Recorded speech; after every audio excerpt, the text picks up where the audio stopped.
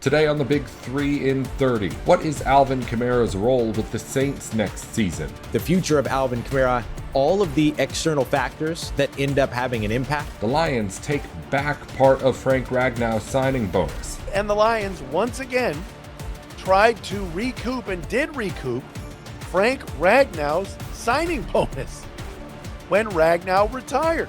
And will the Titans take Jeremiyah Love at pick 4? Spoke at the NFL owners meetings in Arizona on Monday. He had a lot of interesting things to say. This is the Big 3 in 30 NFL, the 3 biggest stories in the NFL from our local experts at the Locked On Podcast Network. We bring you the real story, why it matters, what's next, who wins the big game, and more, all in 30 minutes. The Big 3 in 30 NFL starts now. Thank you for making the Big 3 in 30 your first listen of the day. Part of the Locked On Podcast Network, your team every day.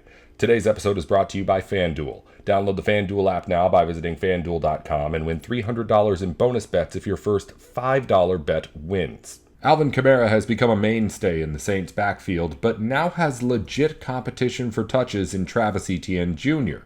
So where does the veteran fit in with the future of New Orleans? Ross Jackson takes a closer look at Locked On Saints. The future of Alvin Kamara, all of the external factors that end up having an impact on what that future looks like, and the big time decisions and litany of possible resolutions or results that could come from this. The fact of the matter is that when it comes to the Alvin Kamara situation, every single option and every single thing appears to be on the table. Let's get into it. It's true what I'm saying here. It sounds like anything can happen when it comes to the Alvin Kamara situation. They can coexist together in an offense. They could end up being on the same team. They being Alvin Kamara as well as the newly signed Travis Etienne Jr. My apologies.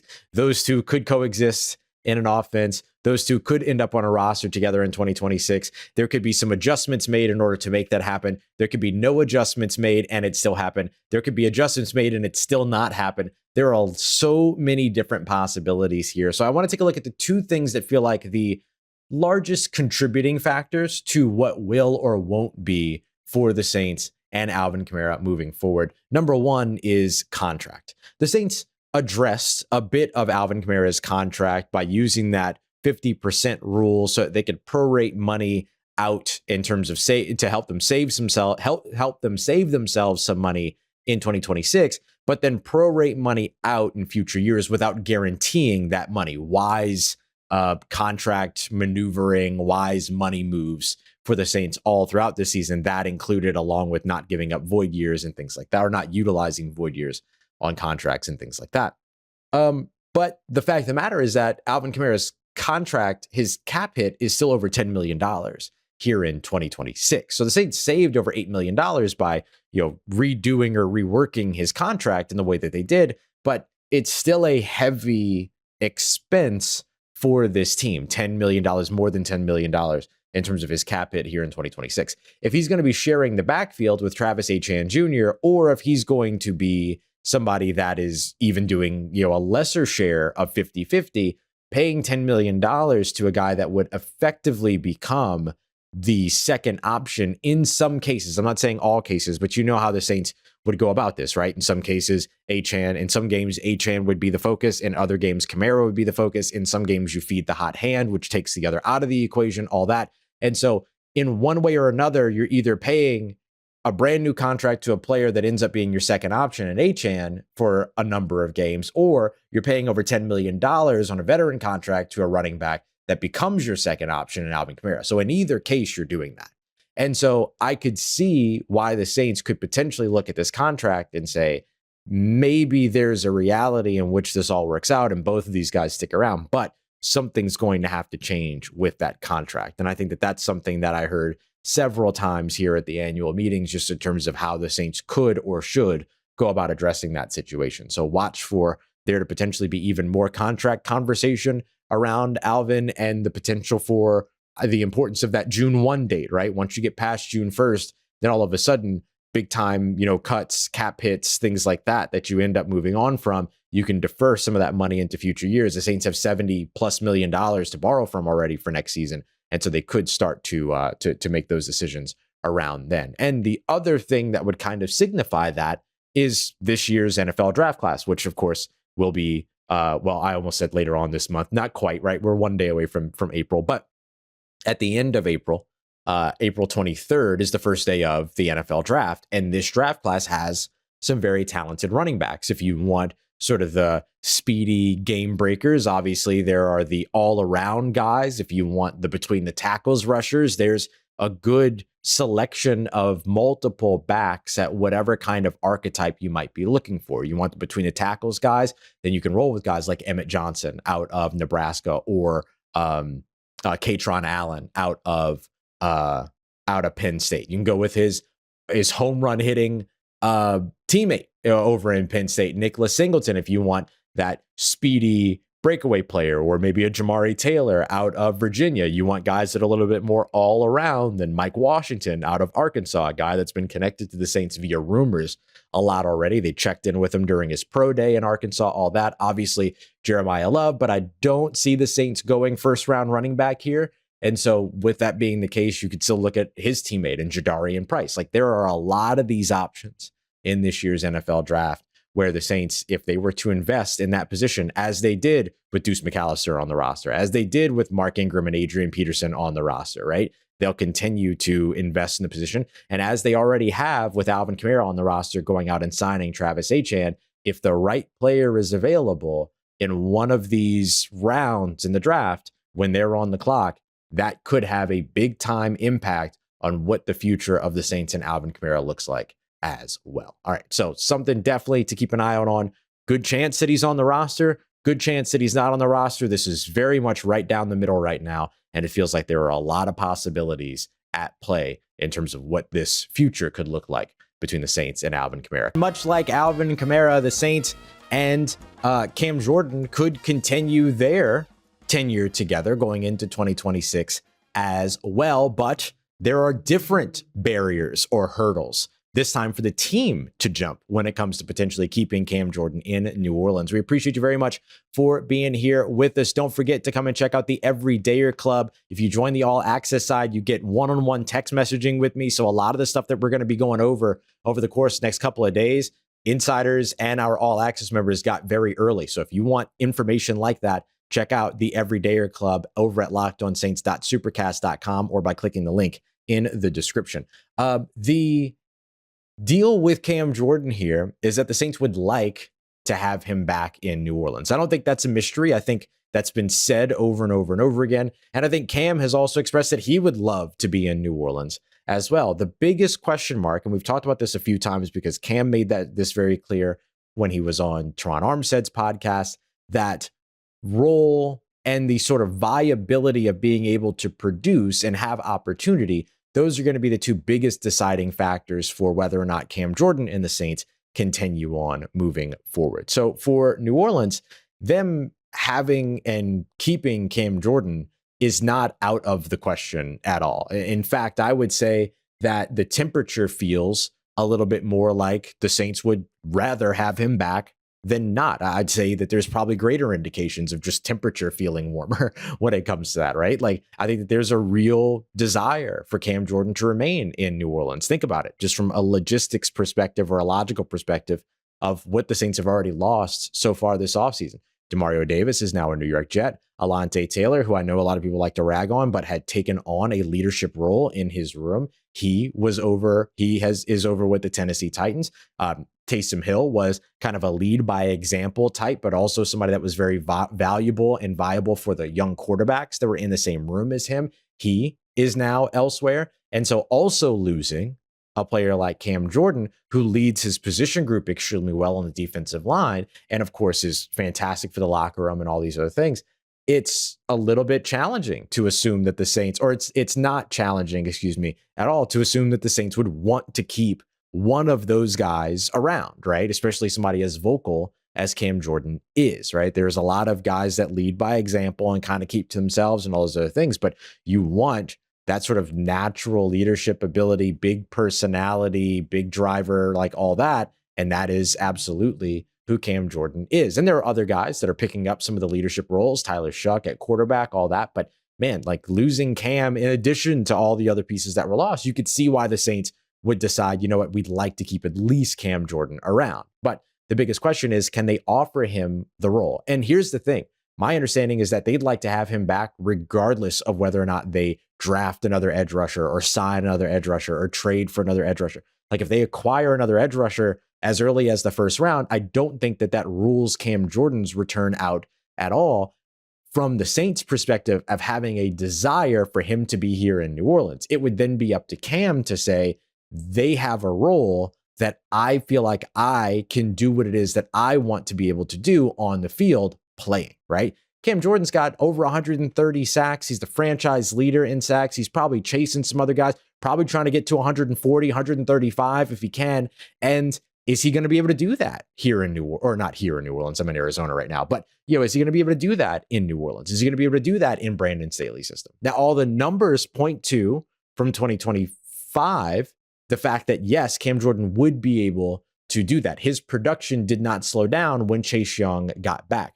Carl Granderson isn't consistent enough to keep Cam Jordan off of the field. Cam Jordan played the second lowest percentage of snaps that he's played on defense over the course of his entire career. And then if the Saints were to go out there and sign another edge rusher, they could potentially sign a guy that also helps out as a run defender and can move over and put his hand in the dirt, or that's just a pass rush specialist and only comes out on the field in certain situations, whereas Cam would have the ability to be able to play first down, second down, third down, whatever it is that you want him to be able to do. So the role very much can still be there for him as long as that's the role that they're offering him. I'm not suggesting that the Saints are going the other way here, but if the Saints were to go to Cam Jordan instead and say, hey, we actually want you to put your hand in the dirt and be a 3-4 defensive end and help stop the run a bunch, Cam Jordan's probably not going to go for that. He's probably going to say, no, this offer from this team is going to allow me to be able to be that stand-up pass rusher or edge rusher in their defense. This team wants me to be there, outside of the tackle defensive end and go out there and be a pass rusher and, pass rush specialist in my later days, like all those other things. All of that gives him more opportunity to do what it is that he wants to do and that he cares about. And so it's going to be about what the Saints have, not even financially. I don't think this is a money thing. I think this is really just a value through opportunity thing. What if sports were traded like markets? Now you can put your sports IQ to work in real time with Robinhood prediction markets.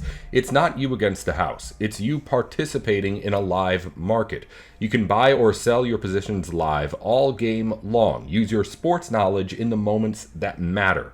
Robinhood prediction markets changes the game. It's people moving the action, so when momentum shifts, you can move with it. I always knew the game, but never had a dynamic way to apply that knowledge. Now I can actually take part live in a market powered by people. You're no longer just a spectator. Play by play, you decide. Trade every play with Robinhood, now available across the U.S. Download the Robinhood app now to begin. Welcome back to the Big 3 in 30 NFL.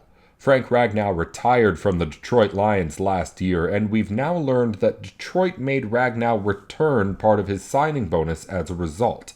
It's something the Lions have done before, and Matt Derry explains exactly what's going on Locked On Lions. It broke this morning at Freep.com, a Rod Wood story in regards to the fact that, yes, Wood and the Lions once again tried to recoup and did recoup Frank Ragnow's signing bonus when Ragnow retired. Lions made the decision last year to recoup portions of the signing bonus given to All-Pro center Frank Ragnow, who of course retired with 2 years left on his contract. Rod confirms it to Dave in the story in the Free Press. Quote, our precedent goes all the way back to Barry Sanders, Wood said. And if Barry Sanders paid back money, and I think the reality is they're not paying back their money, they're returning our money because they were paid in advance for services that they hadn't completed. End quote. Ay, ay, ay, ay, ay. Oh my gosh. What absolute nonsense this is. Why is Rod Wood talking? Now he's going public and saying, well, This is our president, Calvin, Barry, and now Frank Ragnow? The Lions actually has Frank Ragnow, who played with like a punctured lung, who like his, his toes, like he couldn't even move his toes at one point. Played through bevy of injuries. If he would have kept playing, would have been a Hall of Famer, similar to Barry and similar to Calvin Johnson. And here's the outgoing team president, once again, speaking and just putting his foot in his mouth. And nationally, the Lions are getting absolutely ransacked for this. Everybody's chiming in. I'll tell you what Gaines Media poster boy Alex Anzalone had to say. Jason Kelsey is chiming in. And everybody is tooling on our team. Now, again, this has nothing to do with Brad Holmes, Dan Campbell, and the organization on a football level. Rod Wood likes to talk, apparently, and knows that once he retires, nobody wants to talk to him anymore. He's going to retire and go back to being somebody that nobody knows, right? When he worked for Ford Estates. Why on earth would you publicly admit that you took back some of Frank Ragnow's bonus money? Why? Why would you do this? Oh my gosh.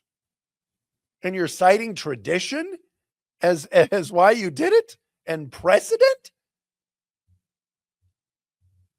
Ragnow had $3 million in prorated signing bonus payments remaining from the contract extension he signed in 2021, and it looks like the Lions took back nearly $2 million of it.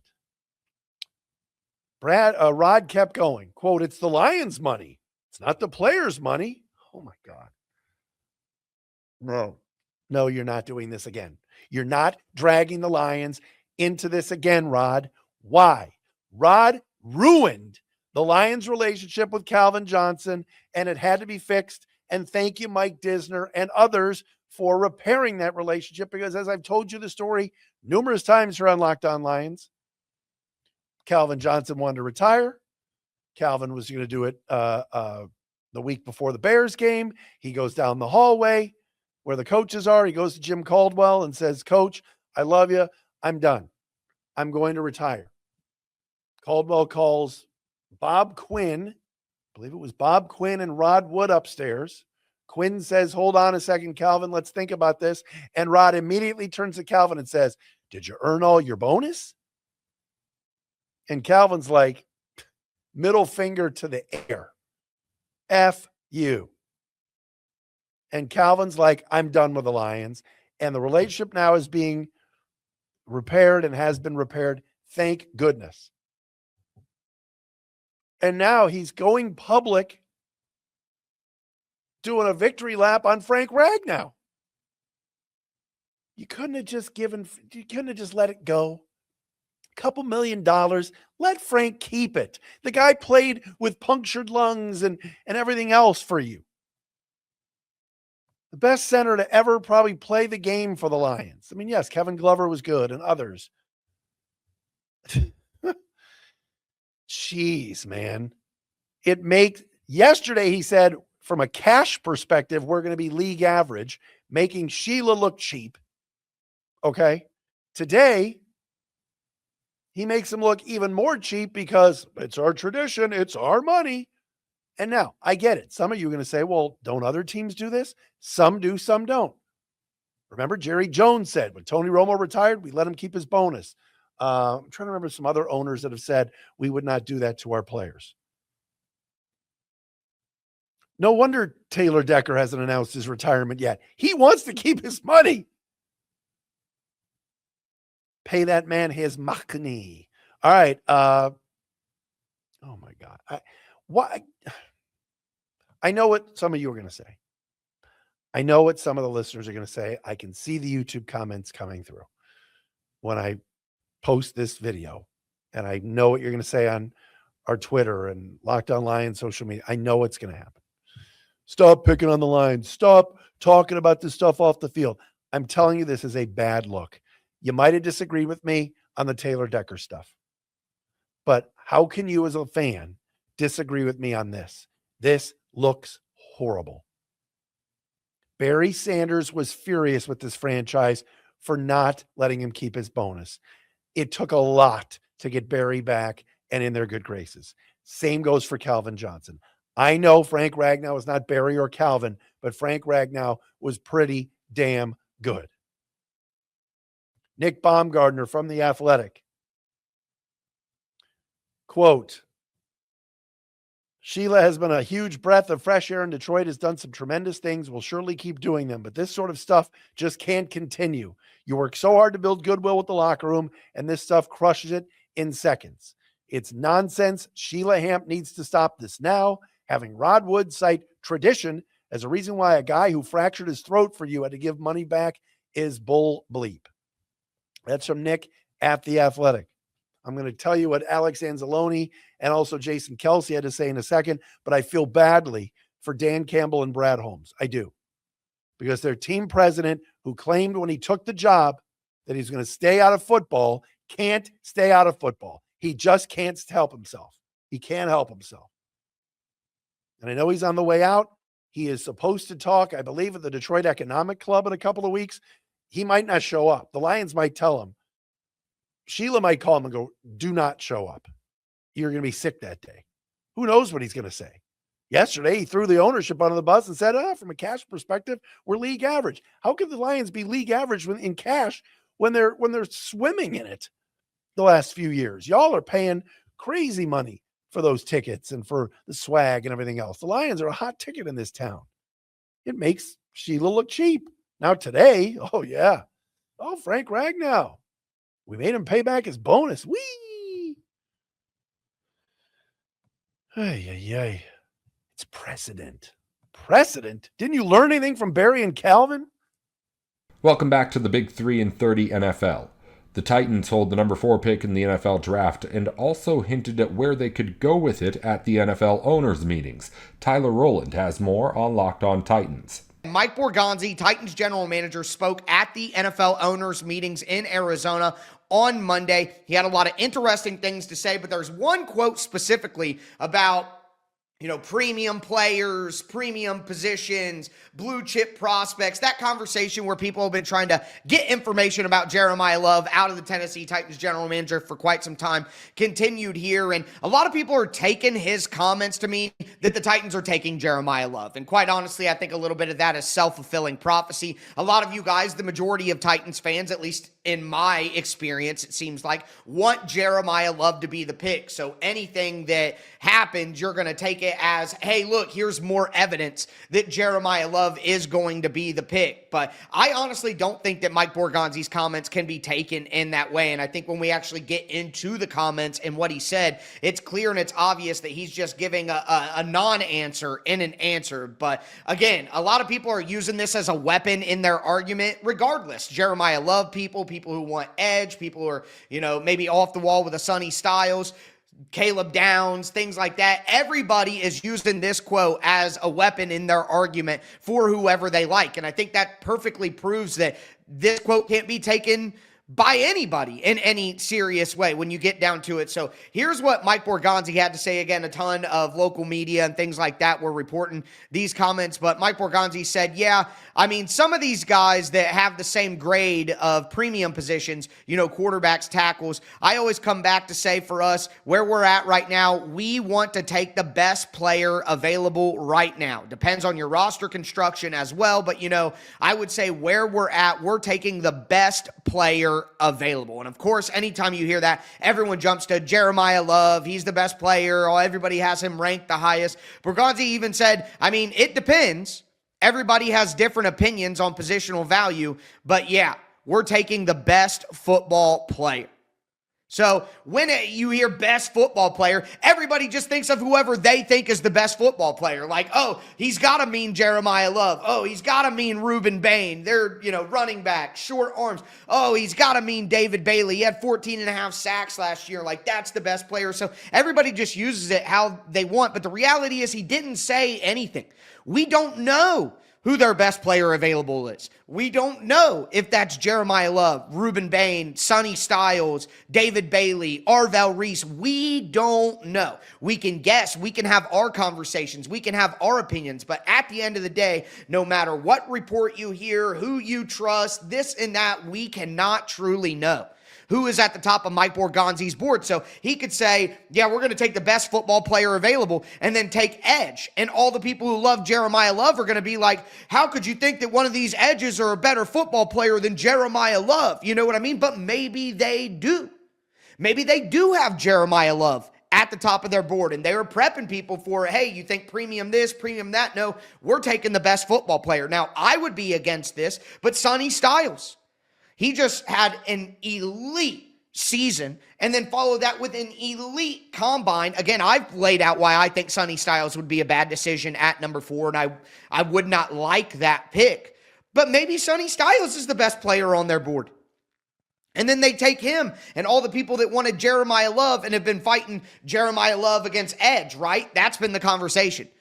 Do you want edge? Do you want Jeremiyah Love? Those are the two top prevailing thoughts. Anything else, if we're making the family feud board, Jeremiyah Love's the top answer. Then it would be an edge rusher, depending on who you like, Bain or Bailey, because most people think Reese is going to be off the board. It's kind of not.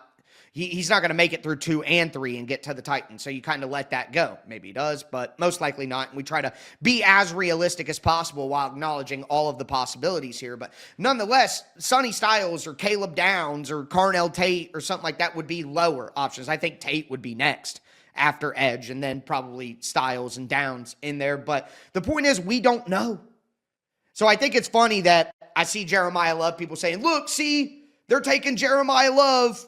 We're trying to tell you best player available, when he may not be their best player on their board. Like, we don't know that for sure. And we learn every single year that while there are a lot of draft analysts that do a great job, you just can't know how individual people are going to feel and how they're going to feel people fit their scheme and everything like that. And then we also hear from Robert Saleh. And Robert Saleh on Tuesday, when he was talking at the NFL owners meeting, he said, oh, you support a young quarterback with run game and defense. Run game and defense is the best support. So run game, you could argue Jeremiyah Love, but then he says defense, stack the defensive line. That's the best way to have a great defense, historically speaking. He even said, the pass rushers can be game changers. Like, he went out of his way, I think it was Teron Davenport from ESPN, asked a question about, supporting Cam Ward, game changers on offense. And Robert Saleh went out of his way to say, defensive linemen can be game changers. He said he thinks that Jeffrey Simmons and John Franklin Myers are game changers. So he went out of his way to be like, hey, just because we don't draft a running back or draft somebody on offense, this isn't a direct quote, this is me paraphrasing this part, just because we don't take somebody on offense doesn't mean we're not getting a game changer. And to correlate that earlier to his comment about supporting a young quarterback, run game, and defense, he could be saying getting a defensive game changer does support our quarterback. And that's something that I've been talking about throughout, is that having the best football team possible is going to make Cam Ward look his best. And it's not like you can't use later picks in the draft to add playmakers around Cam Ward. But the point is, again, you could look at Mike Borgonzi's comments, say best player available, but that's Jeremiyah Love. But then you look at Robert Saleh saying run game, defense, going out of his way in an offensive question to talk about defensive playmakers. And then Robert Saleh also said, which I find very interesting, he was asked about the running back room, and he said, I love our running back room. Tony Pollard dropped 100 yards on us with San Francisco last year. He's a dang good player. Said he likes the 1-2 punch the Titans have. They both run with physicality. They have versatility in the running back room. He said, I'm a believer in our backfield. Now, that could be smokescreen talk as well. He could just be saying that because he doesn't want people to know either way. But, there is a gap, in my opinion, between saying, hey, yeah, we like our running back room. Maybe we could make some additions there, but we like what we got. And going out of his way to praise the group in that way. Like between, Hayton and Glazen, there's a big gap where you could be, and he decided to go all the way one way. So maybe that means something. Maybe it means nothing at all. The point of all of this is, and Mike Borgonzi told Teron Davenport that he doesn't care about Ruben Bain's arm length and that he can play a wide 9 defensive end. So whether it's Bain's arms or Jeremiyah Love at running back or still being interested in edge, like they said all the right things, and that's what they should do. They can't tip their pick. That's the funniest part about he's telling us they want Jeremiyah Love, the people who decided to take that quote and go that way with it. The funniest part about that is, do you think that Mike Borgonzi sitting at pick number 4 would intentionally or unintentionally leak who they're going to pick this early and tip you off for what? For why? Why would he do that? That's the funniest part about all of this. Is that the whole entire point of all of this is to not say anything by saying things.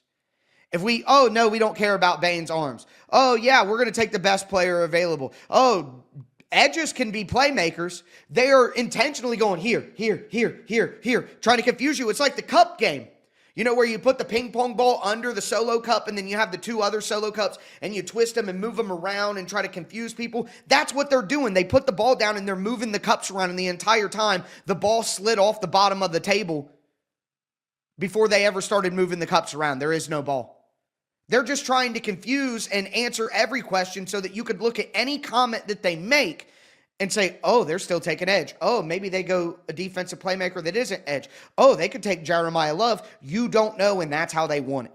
So acting like these comments tip us one way or the other is just not the case. It's just interesting to hear their answers, but if you put it all together, they're just saying good things about everything everywhere, which is what they should be doing, because you cannot tip your hand this early, or at all, for that matter, and Mike Borgonzi knows that. So don't expect to get real answers on what they're going to do moving forward. That's all for today's Big 3 in 30 NFL. If you follow basketball or college sports, the Big 3 in 30 has shows for the biggest news in the NBA and on campus going up every week, just like this one.